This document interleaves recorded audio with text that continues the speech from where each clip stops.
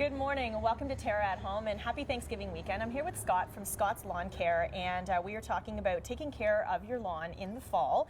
And you know, there are some steps that maybe we should have already done a little bit by now, but let's talk a little bit about what we're going to discuss today to get your lawn ready for that long winter season that we have. Yeah, definitely. There's just a few simple things. So what we should talk about today is the fall cleanup, fall feeding, talk a little bit about mowing, that last mowing of the year, and also mulching your leaves, which is an easy, effective way to take care of the leaves as you go into the winter season. It actually benefits your lawn. It's a terrific program. All right, so let's go first to clean up then, and how important it is to get that blanket of leaves off your lawn.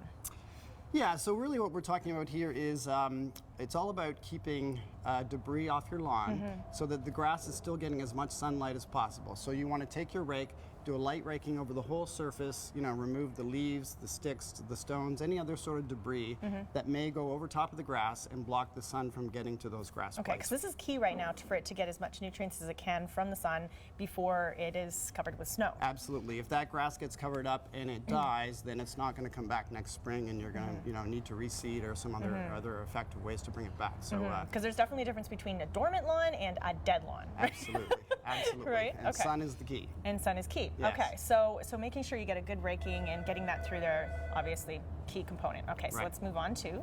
Okay, so then we're going to talk about fall feeding. So hopefully everybody who's watching has fed their lawn already 3 times this year. So we're talking about the final fall feeding. Right. Yeah. Now that's one thing when you were saying that to me, I have a feeling a lot of people maybe do that initial because they're so excited spring is here. We're going to feed the lawn, and that's what we're going to do, and that's going to carry it through. It's not. That's right. So you have a tip for how people can remember. So most people have probably fed their lawn already in spring, and they're now looking to do it again in the fall. They've really missed the 2 in between feedings. So the easy way that I like to remind people, they really should be feeding their lawn 4 times a year. Okay. The first time in early spring, around Easter. Okay. The second time late spring, around the May long weekend. And then again in late summer, so Labor Day, just before Labor Day. Okay. And then that final fall feeding, which we'll talk more about now, right around Halloween. All right, so some people right now are panicking. Okay, I only did the spring one, but that's okay. That's okay. You can play catch up. So how important is this fall feeding, and what do we do? Yeah, it's crucially important. A lot of turf specialists, etc., will say this is the most important feeding of the year. Of all 4 of them, this is the most important one. Yeah. So what happens now is, so as you get into late October or late fall, the grass shoots have stopped growing, but the roots are still active. So what you're doing is when you're feeding this, the roots will take in the nitrogen from the fertilizer. The plant will produce chlorophyll, which then allows it to go through the photosynthesis process and create the sugars, the real food that the plant needs. Right. So then it will store those sugars, and importantly, that does 2 things. So it helps it makes it more hardy, so it's going to resist any winter, freezing and potential damage. As well, it's going to be ready to grow in the spring as soon as that weather warms up. So it's going to green up faster, the roots are going to get stronger, they're going to grow deeper. So just it's really a cycle of improving the overall root health. Okay.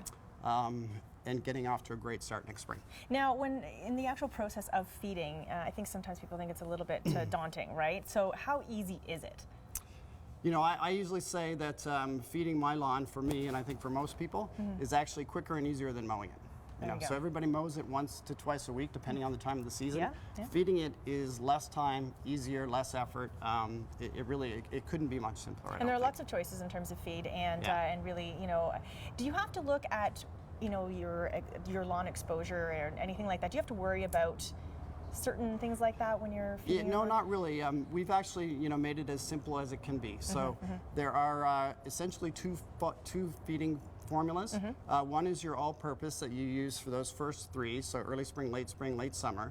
And then the fall formula, our fall lawn food, which is just specially formulated to ensure, again, that strength within the roots and to build up its resistance to any winter damage. And I could see that, just feeling good about that, like just doing that step, taking the moment to grab a bag and just have it done, and then you know that your lawn at least is doing what it should be doing before, again, that blanket of snow and a really long winter. Yeah, it's really not complicated, and if you can get on that 4 feedings a year proactive routine, you will have a healthy, thick lawn. I can almost guarantee it. Well, it's funny, we joke about the fact that, neighbors often compete with their lawns and like who's, looks better than the other. And you really, this is going to give you those little tricks and tips of making that lawn a little bit nicer than your neighbors. And again, it's all about that thickness and the depth of it, right? Yeah, that really make a difference. It is. And the root strength, the roots are the things you don't see. Deeper roots reach deeper stores of water, and just promote that overall health, the ability for the grass to regenerate itself if it does get damaged for some reason. And then one of the most important things, especially now, that there aren't as many weed solutions as there used to be. Thicker, healthier grass is going to be less susceptible to weed invasions of any kind. Now, talking about mowing as well this time of year, how often should you be mowing your lawn? And you're supposed to be keeping it longer at this point, right? Yeah, I actually, I like to promote the fact that the grass should always be cut to a nice tall height. So we say in the range of 3.5 to 4 inches. Okay. And that a little bit of a myth, sort of an old school thought, was to cut the grass lower in the winter in the fall as you go into winter. Yes, people have all different theories on that. Yeah. So that's actually not true. Again, cutting the grass short promotes shorter roots, and it's pretty stressful on the plant. So again, about 3.5 to 4 inches. What you don't want to do is leave it any longer than that, because then the grass will start to mat, and that will promote some winter diseases like snow mold. Oh. Yeah. So, but you still do want to leave it, within that 3.5-inch height range. Okay. All right. So we also wanted to talk about mulching, right? Because this is actually kind of neat. So give us some tips on how this can happen and how easy it is, and that it actually cuts down on a whole lot of maintenance as well, and a whole lot of work year end. Yeah, that's right. So I started this about 2 years ago. I read a great article. There's lots of science out on this now. Instead of raking up and picking up all of those leaves and bagging them and carting them to the curb, etc., if you have a mulching lawnmower, you can just go over them several times and cut them to the smallest pieces possible, so about a dime size or smaller. Okay. They'll settle down into the grass, they'll decompose, and they'll actually add nutrients back to your soil.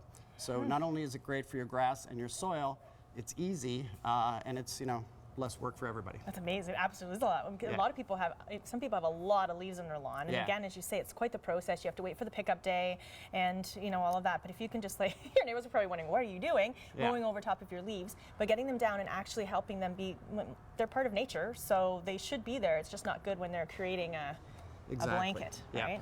Yeah, okay. So it's a great trick. I advise anybody to try it. All right, very good. So a mulching lawnmower, though, you need something that'll break it up a little bit more than that. Okay, good to know.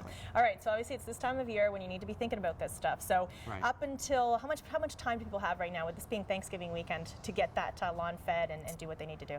Yeah, I'd say any time between right now and up to Halloween is the perfect time. Woo, pressure's on, a couple weeks. So then, as the leaves continue to fall, just continue to use your mower to mulch them up. Okay.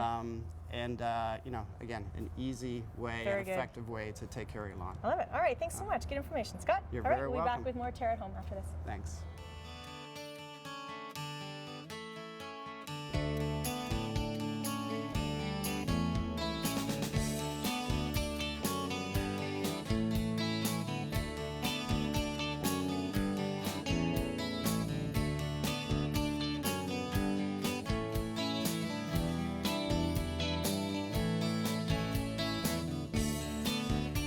TERRA, where color lives.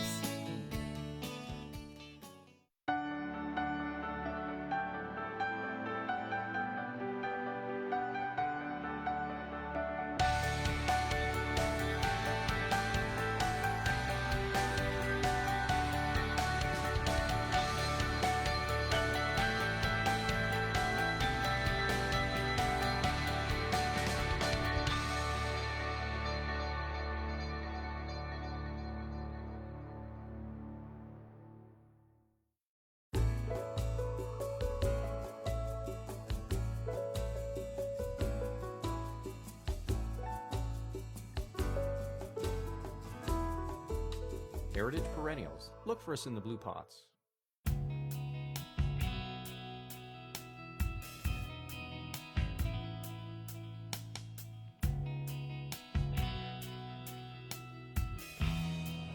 Good morning, welcome back to TERRA Home, and I'm here with Jaime from the Tipperary Bog, and this is all about fine cheeses, a gourmet shop here in Ancaster. And how did you get into this whole concept of selling cheese? Because you must have a love of cheese.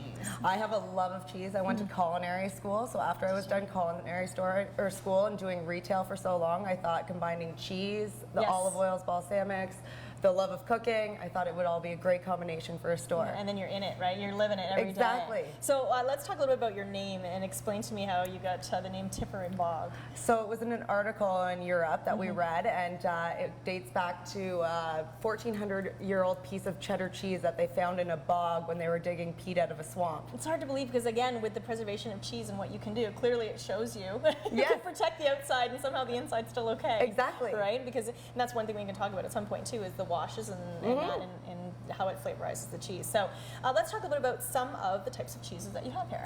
I have tons. I carry a wide variety of cheeses, European cheeses, local cheeses, cheeses from the States.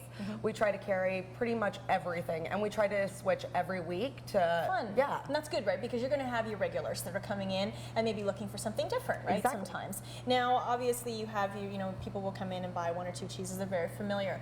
But I'll put you to a test here. So if someone was to come in and buy 3 cheeses that they were going to maybe just entertain with that night, what would you pick, the 3 cheeses? My favorite is the Bella Vitano from Wisconsin. It's a Parmesan cheddar mix. It comes in 4 different rinds: an espresso, a raspberry, a balsamic, and a merlot, and it's amazing. That's very fun. Aged Farmhouse from BC. It's won for firm cheeses 6 years in a row. It's got this great saltiness to it. It's unbelievable. And my Le Delice, it's a triple cream like a brie. It's amazing to spread on crackers. And so I've noticed that you've picked quite 3 different varieties, and again, you're getting people giving people the opportunity to taste Yes. 3 completely different cheeses. Yes. Right? All different. Right, all different. And I noticed that you have a sign there, the general cheese guidelines, and one thing is to, again, you want to start off mild to the stronger types of cheeses, Yes. right? So that's So for it your doesn't palate. overpower the palate at the beginning of the tastings of the cheeses. Okay, so that's actually kind of neat. So I guess when people are coming in looking for a cheese, you let them taste if they want, just so they know maybe it might not work for them, right? We love to sample every cheese because I want everyone to walk away happy with what their decision was. Well, that's the thing, because some cheeses can be quite stinky. Right? Yes. We call them the stinky cheeses, Yes. right? They are. They can be quite heavy, and sometimes they actually smell more fragrant than they taste, don't they? Absolutely, but I like to keep those ones under a dome. Because they really will. They stink up the whole shop, whole joint, and all the kids walk up and they're like, "Mom, it stinks in that shop like cheese." Yeah, but it actually smells great in here when you Like walk grilled in the cheeses. Yeah, see, I know. Okay, well, we'll talk about that too in a minute. So let's go back a little bit and talk about the rinds. And we were mentioning having an espresso wine or a rind or a wash of a red wine. How does that affect the cheese flavor? It's just the overall. It's the way in which they're brushed, and they submerge some of these. We have a drunken goat, and it's submerged in red wine for 2 weeks, and the rind on it is amazing. It's edible. There's some rinds that you can't eat and that aren't edible, but the cheese inside, amazing. Amazing, and that's the fun part, right? So when we can look at a platter like this, with it being Thanksgiving weekend, and people, again, doing lots of entertaining and literally pretty much eating the entire weekend, this is obviously a beautifully done, heavy platter, but you will do up platters for people. Yes, of course. They all range in different prices depending on how many people are going to be at the event, but we love to do everything with the crackers, the chocolate-covered strawberries, the different assortments of cheeses. Everyone has different palates, especially Thanksgiving. It's Yes. always different age groups, so we like to True. put a whole bunch of different varieties on there. So you're putting on something that's quite mild, again, for people who aren't that adventurous when it comes to cheeses. But so why don't we talk about this platter a little bit and some of the varieties that you have? So I have the cranberry Wensleydale, which is an amazing cheese, and I thought cranberry and perfect. Thanksgiving. We have a blue, it's a Shropshire. It's we have the BC. We have a goat cheese with olive oil and Love garlic, these. These and are they're so so good. fancy. They are. And 2-year-old Ila Gru from Quebec. That's provincially, or that's smoked in Cayuga. Is that this one? Yes. Okay. Do you want to give that a try? Yeah, sure. Let's try it. So again, this is a great way, as you were So you can saying, give that to a be try. able to sample. Oh wow, you can taste the smokiness. Yes, That's so I love good. it. And when I think of that, I think of like a smoked turkey. People smoke turkeys now, so I thought that'd be a great That actually reminds combination. me of being together with people, because I think I always have that something like Yeah. that around. It just tastes so good. That tastes really good on a burger too. People Yes. like burgers because Yes. you can actually taste the cheese. Of course. Right? Okay, what's this one? That's a triple cream from France That's good. with a wash rind. And then we also have a new Crossroads sheep's milk from Woodstock, Ontario, because we try to keep a lot of local cheeses in the store as well. Well, it's the thing. A lot of times people are associating cheeses, you know, with, yes, we know Quebec makes a lot of cheese, right? But as you're mentioning, you know, you've got your West Coast, you have East Coast, you have all over the place, Yes. right? And again, also pulling in from the US and European, so you're getting kind of something for everybody. Yes. This is a beautiful platter. This is fun though, but obviously you can do something on a smaller scale. Yes, and we do trays like this where they take them out and then they bring them back. Oh, but- really? So this actual, you can actually... Yes, we have a bunch of these. This So is we so do these for fun. different events. Yeah. This is like hardcore. I love it. Yeah. It's so cool. I love it. Okay, so another experience that we were mentioning when you come into the shop is you actually have food here, so people can get a Yes. little bit of a bite to lunch. Well, I went to cooking school, so I wanted to incorporate that. So I thought to make different kinds of grilled cheeses with all of our cheeses, and the mac and cheese, we do assortment of like 10 different cheddars or 10 different way. smoked cheeses. We do salads, and we have all of our desserts as well. Ugh. So people can actually purchase like a portion of macaroni and cheese to take home. Yes. Absolutely. We do that as a catering thing too. People come in and ask for a big assortment of Yes. different of grilled cheeses, mac and cheese, everything that they can bring home. So I just Wow. send them home with it or deliver it. That is fun. That's fun. Okay, so give me some examples of your grilled cheese sandwiches. We do a Gruyere with prosciutto and hot peppers. We do Oh, a that sounds mixed good. cheddar, 7 different cheddars, Canadian cheddars with a spiced apple jelly. How do you fit that much cheese on a sandwich? I love it. And dill and garlic, which is really popular. It's a dill and garlic cheese with a spiced roasted garlic dressing. Wow. So we try to switch it up every week with different grilled cheeses. That's just so much fun. I can see that becoming really addictive, especially now, you know, moving from the fall into the winter when you're really craving those really yummy kind of just wearing, you know, track pants and eating a Yeah, grilled cheese. and all of our soups too. We do different soups, so we do like a roasted garlic soup and Awesome. butternut squash, everything like Oh, that. that's fun. So you're really getting into opening up and being open, freshly open in the summer months. Now Yes. you're going to be getting into those winter months where you're going to get exposure to all of that. Lots of entertaining and on a different scale, right? Yes. Let's mention your website as well before we go. So it's www.tipperarybog.com, and on Facebook we are Tipperary on Wilson. Okay, cool. And that's the thing. You're right down here in the heart of Ancaster. So again, people can come in and talk to you and prep themselves up for entertaining purposes. Yes. And give me an example of a couple of your desserts. We have all different types of cheesecakes. We have little cheesecakes Of from course you do. s'mores to Black Forest cherry to banana caramel. Any kind of You could cheesecake just you can eat imagine. cheese all day in different forms. Exactly. That's what we're going for. You could go like this, have a grilled cheese, have some cheesecake, and then go to the gym. But we say we're 0 calories here. That's right. That's the message. Well, thank you so much for letting us come into your Thank space. you. Totally fun, and we wish you the best of luck through the holiday seasons. Thank you. Okay, thanks a lot, Jamie. We'll be back with more.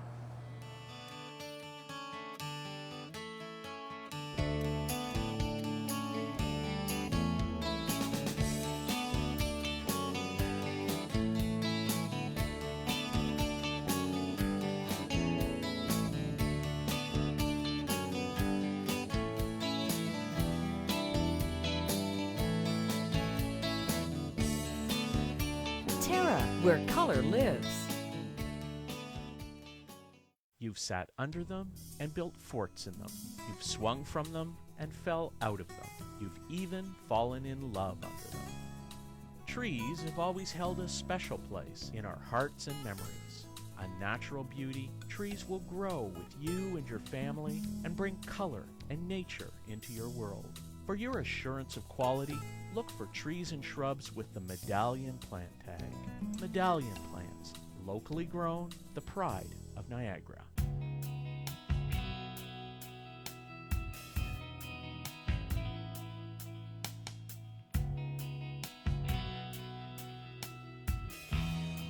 Good morning. Welcome back to TERRA at Home. We have a special guest chef in our kitchen this morning, Nina Rulins, and you're the executive chef of Copetown Woods Golf Course. So kind of fun to have you here. We all you are for having quite me. familiar with the golf course and very good food. So you're going to share some of your inspirations from your kitchen with us today. Yeah. And we're making sort of taking Thanksgiving and making it a little more quaint, not so big and involved for, say, 2 people. Yeah, 2 or 4 people. If you don't have a large family or you just want to do something for, you know, your partner or whatever, Sure. it's kind of nice to still do a Thanksgiving sort of themed meal. Absolutely, Yeah. and make all the smells of Thanksgiving that Exactly. we're smelling right now. So tell us exactly what we're making. So we're going to do a Cornish hen today. We're going to stuff it with a quinoa stuffing instead of your regular bread stuffing. And we're going to rub it with herb butter that we've made as well. So Awesome. Yeah. That sounds great. Okay, so where are we going to start? So we're going to start with the quinoa salad, or the All right. quinoa stuffing, actually. Okay. Which one is it here? So you're actually going to be preparing the quinoa first before stuffing it. You're Yeah. going to make sure it's fully cooked and... We're going to cook it to, I'm going to get you to help me. Is it Okay. this one here? Yep, There we go. there you go. You're good. All right, sorry. We're putting in a new kitchen here today. We're testing you out. Sorry about that. Yeah, we're gonna probably undercook it just a little bit because it's gonna cook a little bit That's in what the I was oven as wondering. well. Okay. Now, if you're somebody that didn't want to stuff your bird first and you want to just cook your bird and then have your stuffing on the side, some people like to do that as well. I feel a lot more people seem to be doing that these days. They do that with the bigger birds for sure. Sure. With these smaller ones, I don't mind to stuff it. With my bigger birds, like turkeys and stuff, I do the same thing. I keep it separate as Okay. well. Okay. That way you can ensure it's actually properly cooked. Properly cooked, you don't have to overcook your bird as well, so Right, that your to make stuffing sure is the safe. inside's- Exactly, Yeah, good. exactly. Good call. So, Okay. so with this one, when it's smaller, it's not Right, as he's just big a a little deal. guy. Exactly. Okay. So just start with some butter. And saute up some onions and garlic with that.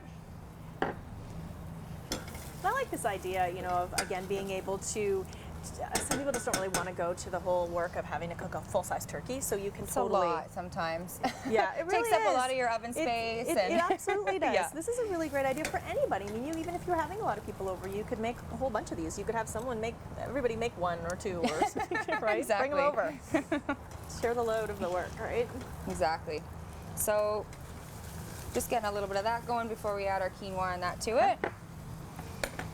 I love that quinoa prepares so quickly. It's so fast and easy. So again, this is also a lot faster than making a traditional stuffing as It well. is, and it's almost a staple in people's house now too, right? Quinoa, everybody has, and everybody knows so much more about it now. So yeah, it's We're more far readily beyond the available stage of for sure. People not being able to pronounce it anymore. People, Exactly, or people are spell pretty it. good. Right. For sure. That too. That happened quickly too, within just the last couple of years It did. too. It exploded. It's like it's been around for like centuries, and Yeah. somehow we all just sort of realized. So, well, the measurement for quinoa is 1 to 2, two parts liquid to 1 part of the quinoa. So I usually saute up whatever I want to add to my quinoa first. Okay. And then That's gonna give it more flavor too, it right? does. By Even doing when that? I'm making my cold salads, I do the same. I'll cook my onions and stuff like that first. Okay, So good then idea. I'll add my quinoa to that. Okay. That's a great idea. And instead of using a stock or a water, today we're going to use orange juice. Just kind of goes nice with the cranberries and Absolutely does. kind of getting to those fall flavors and stuff too, right? Yep. So then I'll add that now. So just regular orange juice. Yeah. Okay. Yep. And your And- cranberries as well. So taste and color, and of course traditional to Thanksgiving. Exactly. Having cranberries. So that doesn't take too long there, but it does take a little bit of time. And then when at the end, that's when I'm going to add our fresh sage to that as well. Okay. And then Sounds use that good. to stuff our bird. So like I said, we're doing a butter herb rub as well. So I've made that ahead of time as well. And all I did was take oregano and sage, put that in a food processor with butter, and that's all I did. So Oregano, sage, and pepper. Wow. yeah, salt and pepper Nice. it, garlic if you want to. I mean, you can Sure. really do whatever you like. Okay. But that's what I did for that. All right. And then all I'm doing is I'm taking my Cornish hen, and we're just gonna stuff it in any kind of spot we can find here. And if you don't need to make cuts, then don't. Sometimes I just kind of look for spots that are already there. Yeah, you're just trying to get underneath that skin, Yeah, right? and I just kind of lift it up a little bit. Okay. And then we'll take a bit of our butter, kind of stuff it in there. And that's just going to flavor like no tomorrow, right? Yeah, and the more butter you use and stuff, the moister it's going to be. And Sure. Absolutely, too. That's right. kind of stick moisture it as wherever well. you can find a spot there for Okay. sure. So you're trying to just keep it under the skin as much as possible, but you're putting some on top as Yeah, well. we'll get it kind of everywhere. Make sure the bird's a little bit dry so that it'll stick a little bit too. So you want to pat it dry a bit before Sure. you start Okay. rubbing it off, otherwise it's not going to stick Makes properly. sense. Yep. So you can get it underneath too if you wanted to like just get it underneath the skins in the back here as well. Anywhere you can find a hole really.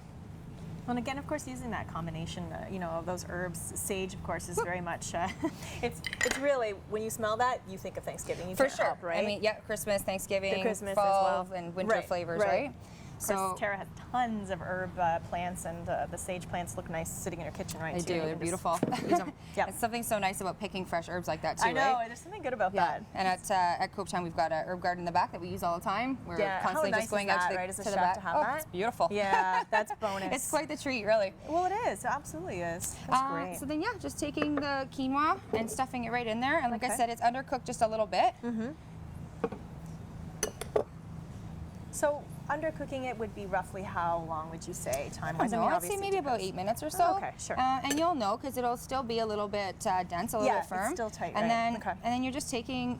I don't get really fancy with the tying and stuff, just because I mean, for most people at home aren't going to Yeah. know how to do it proper, like all the proper trussing and stuff. So Right. you really just want to keep it closed. Yeah. So I'll go underneath. I'll go like this, and then I'll just tie it on the bottom there. Okay. Just make sure that your string is long enough.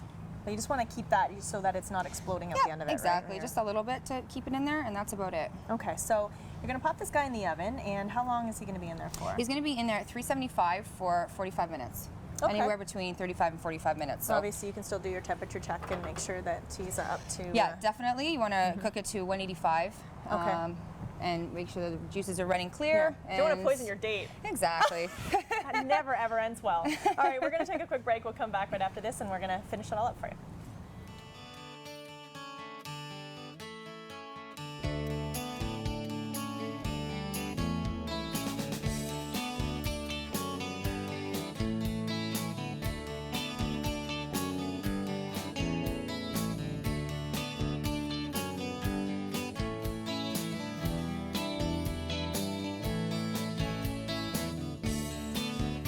Terra, where color lives.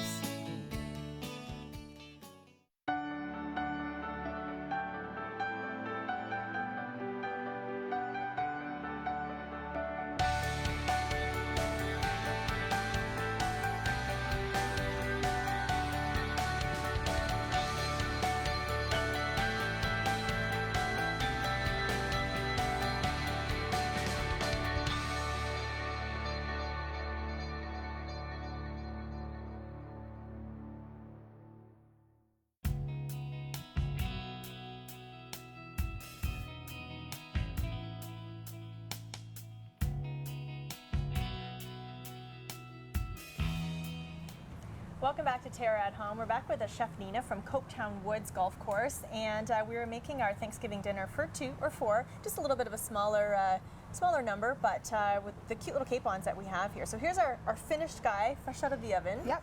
And again, you can see all the herbs, butter, and that underneath the skin, and it's all cooked. The quinoa's inside. Everything's good. Yeah, So just how ready would to you go. plate this, ideally? So I'm just going to cut it in half, actually. Okay. We'll do half per person. You can always cook more if you think that your guests are going to want more. Just depending on what you're serving with it. It's usually half is usually enough. Okay. So we'll just take the string off, and you're just going to try to go right between the breastbone there, the breastplate, and just Pretty easy to right cut end. through, right? Yeah. Pretty straightforward. As long as you have a good knife, too. It does help a little bit, but Yeah. you really should be able to go right through, Yeah, and you can that's see pretty that it's easy. cooked nicely. Nice. And That looks awesome. yeah, so either you can plate it however you like, but maybe take some of the stuffing out. And if you had extra that you can have on the side, Yeah, you can sure. do that with that. Okay. A nice thing also to serve with it, especially keeping with the season. I do usually a sweet potato hash with bacon. Cooks up really easily in a pan. Just saute up some bacon and sweet potato, and it cooks up quickly. Ooh, and that's nice. some sauteed greens or something with that as Yeah, I well. was going to say and adding some greens to that. And, definitely need some green on the plate there for yeah. sure. And we can definitely just take some like sage or whatever, and just add to the got overall sage look. in the quinoa and stuff too. So Isn't that nice? I love that. And again, it's just all about, again, Thanksgiving's all about family, getting people together. So you have all your, your appetizers to start off with, and you have all the smells in the kitchen, and really it's just about everybody coming together and enjoying a great meal. So this is another Absolutely. twist to Thanksgiving. So yeah, just something a little different than your turkey that we have yeah.